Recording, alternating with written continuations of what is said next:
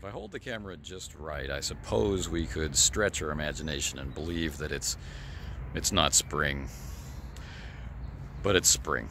And this video won't be as quiet as I might like, but this is the time that I have, and this is the place where I am. So let's do this. This is the "What were you thinking?" video for our recent Circle of Hands venture number 2, which was not, in such a well-maintained and well-mannered place as this. It was in the wilds, up near the top of a mountain, near the end of winter, what should have been spring but was just more winter. So what were you thinking? In this part of our recap and reflections element of learning how to play the game Circle of Hands, this is looking mostly at decisions made by the game master running the named characters, but also in part different decisions made during play about rulings or that sort of thing. So a video that goes along with this is the venture preparation video, and I think maybe it's better to watch that one first so that if you're interested, you can see what all the different components were and what I thought about them at the beginning and what I thought about them in the middle and what I thought about it at the end.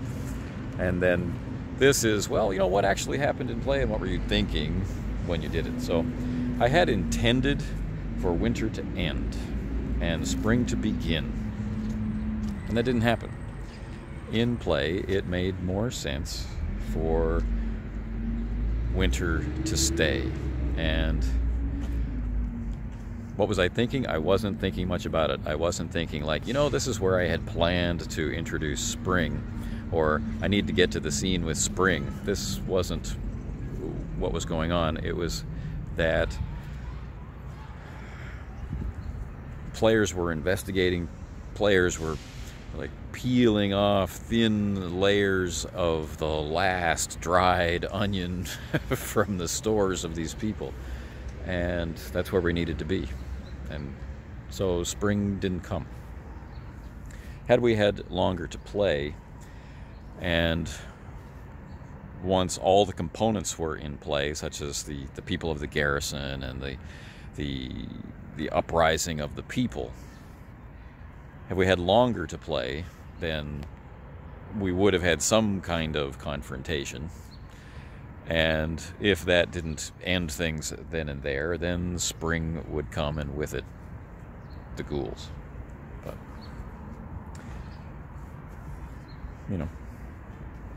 I'm okay with the ending. So let's talk about the named characters. First one I want to talk about is Frauke. She was envisioned, as I mentioned in the preparation video, as my voice for the broken families that the starvation and the long winter have brought about. She is an orphan, and when she appeared in play, she ended up being the signal that the ghouls are out there, and I'm okay with that. We didn't get to talk to her. We didn't get to ease her pain or ease her trauma. And interestingly enough, some miscommunication between the player and myself, between Eloy and myself, resulted in a pretty, I think, pretty powerful scene. He described it as a happy accident. I hope there's some happiness from the artistic we played this point of view in it, although the scene itself is very sad.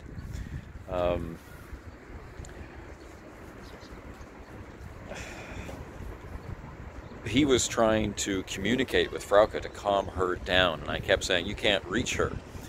And what I was thinking at the time was, emotionally you can't reach her. She's afraid of you. She's horribly traumatized. She has witnessed this inconceivably awful event. And you're trying to console her, you're trying to reach her, and you cannot. And I thought it was so powerful when he wouldn't reach out and grab her. He wouldn't bring her into a hug. He wouldn't wrap her up in the cloak and take her away. He wanted her to relax and stop being afraid and come to him. But listening to the recaps and listening to others' commentary about the video, I'm thinking that maybe what he thought I meant by saying you can't reach her is that physically you can't reach out and touch her. You can't reach into that small space and get her, right? She's hiding from you. This is a completely different experience. So my experience was very powerful for me as a person, and I'm guessing that the experience was quite powerful for him, but we were both having completely different experiences stemming from the same words, just different interpretations of those words. That's fascinating. It didn't interfere with play much at all, except would he have, if he understood that he could physically reach out and grab her, would he have done so? Would it have been more persuasive or seemed more open to him? This is something I want to talk about more, but I'm happy with the scene as it was. And then connected to that is he falls asleep. He had intended to take a nap. I realized this later. But I was thinking, I need to, be true to the harshness of the winter, and I'm going to move time forward so that he wakes up in the morning. And I was very, very happy that he rolled with that. But I want to reiterate that we've made an agreement amongst ourselves. If I, as the game master, forward time or advance time beyond or too quickly, if I end the scene too quickly, if there's something else that you wanted to do, we've made it explicit that I am to be interrupted. Oh wait, right? There's something else I would like to do here. Totally fine with that. We're trying to interpret each other's flow, but the medium we're using of the YouTube Live gives us a momentary lag, and you can never really tell when someone has stopped speaking. And so when you're trying to connect and develop that cadence, that rhythm, you can sometimes misinterpret a silence.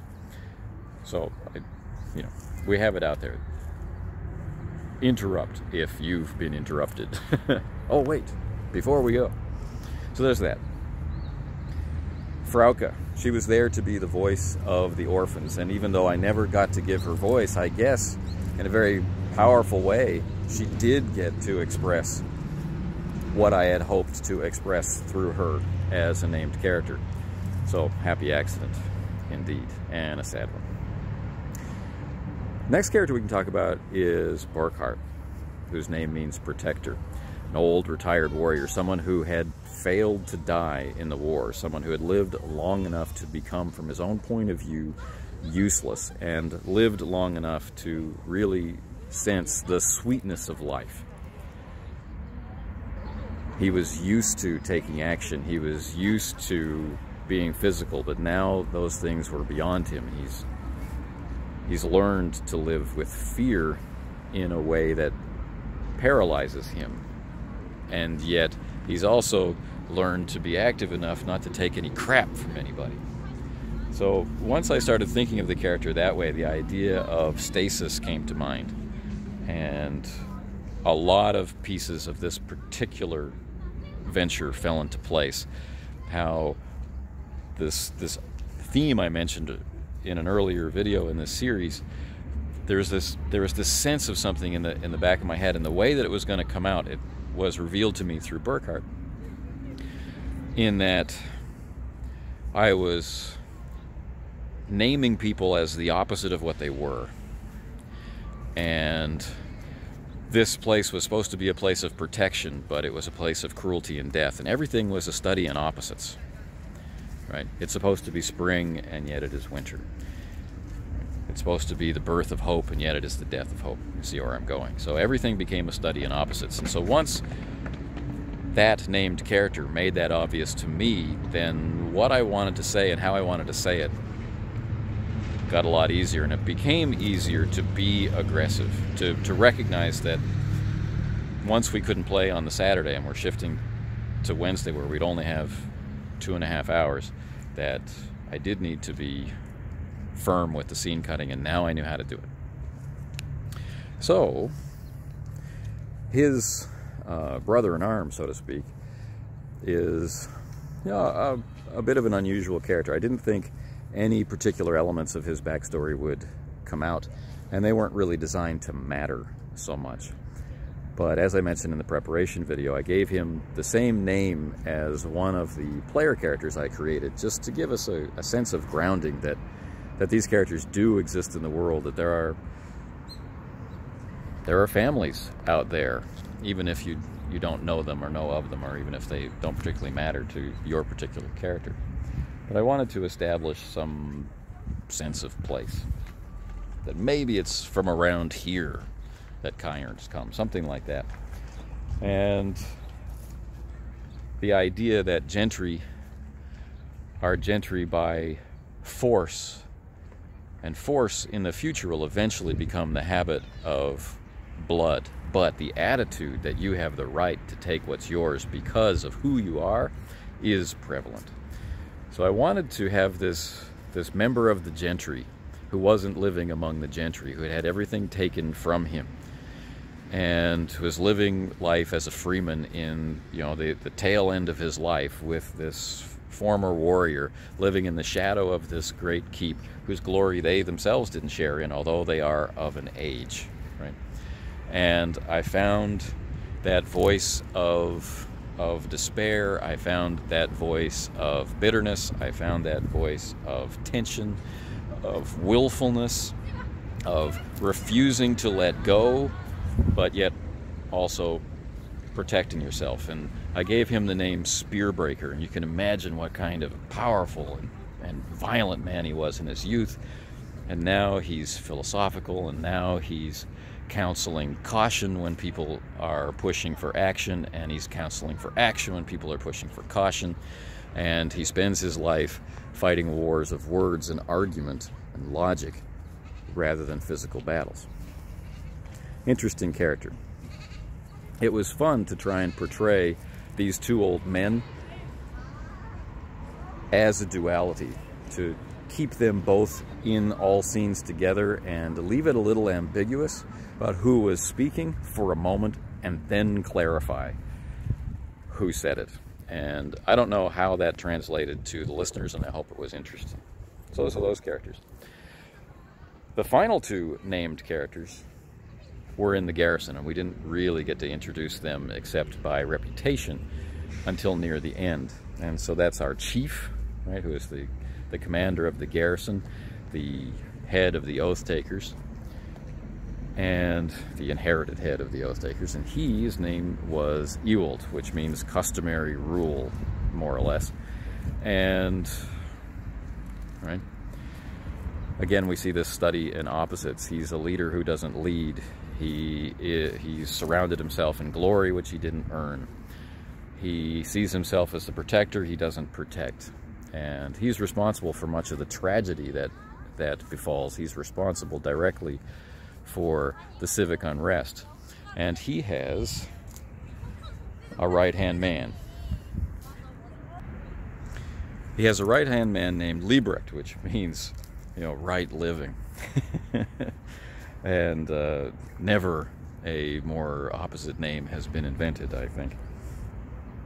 So these two bound together, Ewald thinking that Liebrecht should serve him because of who he is, and Liebrecht serving Ewald because it's the right thing to do, but he's also extremely loyal. He thinks that they are friends. Ewald thinks that Liebrecht is a servant.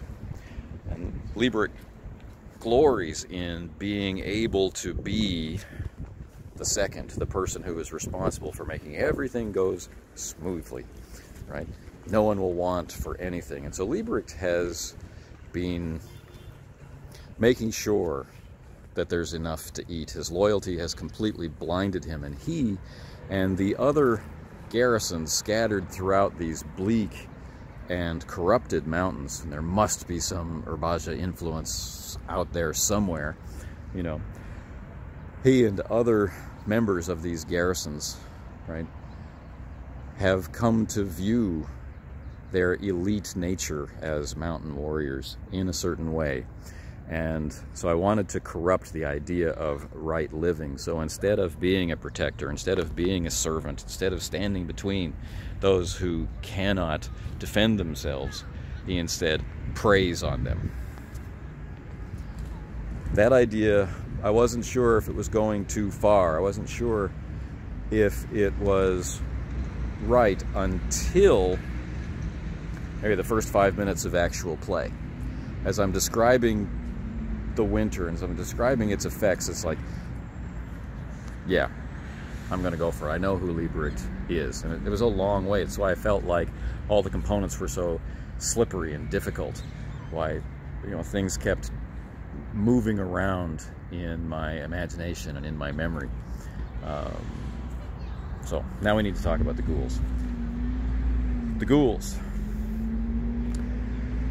weren't from this community. They weren't as a result of any of the locals that our player characters knew about resorting to cannibalism. They had come from another garrison, another mountain, another area. And so they were a problem that I had initially decided would be tied to the breaking of the snows, right? I intended to have them come once the snows broke, but as I've commented earlier in this video, I knew pretty early on that the snows weren't going to break. So what are we going to do with the ghouls? So when we meet Frauke, the ghouls are in the area, and the ghouls they're horrifying opponents, but yet they're still built around a human framework. They still need to get through the snow. They, you know, are in a sense sluggish of thought. They're obsessed with food like everyone else, and you know, like everyone else, they're not finding it. So they're moving through these outlying farms, and you know, the scene set with Otto where he encounters Frauke is far, far out, you know. So they are coming. Now we're on a time limit. They're coming. Then time took care of the rest of the session. Otto made his decision. He made his powerful oath. He discovered the unfortunate situation with Frauke, and he went back to the village and found that his sentiments were echoed there, and there was no sign of Ingolf. And so it's time to act. And that decision, that felt good to me, and it was a sign, or as a signal to me, that this session is coming to an end. And I would dearly have loved to have, one, known that the gift he had chosen, when he had chosen it, was the silver dragon, because I would have done that last scene differently. But either way, that release of combat, I'm not sure, looking back on it now, right? We played on Wednesday, it's my Friday morning now. Looking back on it now, I'm not sure if, while I would have loved that, I would have loved that righteous smashing of the keep. I would love it as a player, I would love it as a game master in the moment, but looking back now, knowing how it did end, and comparing my thoughts, I'm not sure I'd be remembering the session for the things that I value in it if it had ended in the Circle Knights being badass. Right? In our first session, in Venture 1, we got to see the Circle Knights being badass, right? They came up face to face, toe to toe with a horrifying demon and, you know, led into it with bravery and fear and good tactics. And I'm sure in future sessions, that's going to happen again. But in this session, we turned away. And maybe that in some way stands to honor this particular slice of life inside the Crescent Lands and gives context to everything which has preceded it and will come after. At least I can hope. So that pretty much answers the what were you thinking? Except I guess I should comment more a little about system. There's a couple of cases where, had the players chosen different characters, like for example if Black Hadric were there or if Falk were there, with their different backgrounds, where I likely would have called for wits rolls. Things that they had been exposed to, things that I believe that they would just know, but, you know, things that I would have told them that would be different than what I told them as Otto and Ingolf. And the decision that I made was to be true to who I perceived these characters to be and what I believed was their, you know, their stratum in society. And if the players had pushed for particular knowledge, I was trusting them to ask for it. The game is set up that the players will investigate and do things to set up conditions for wits rolls or charm rolls and things like that. The game master isn't saying, hey, roll perception. Right? The game master is saying, this is what you see.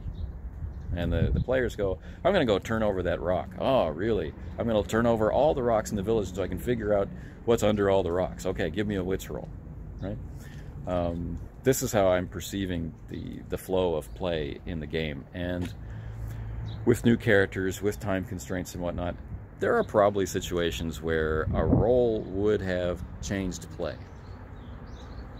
And I accept that. And this is something that we can discuss.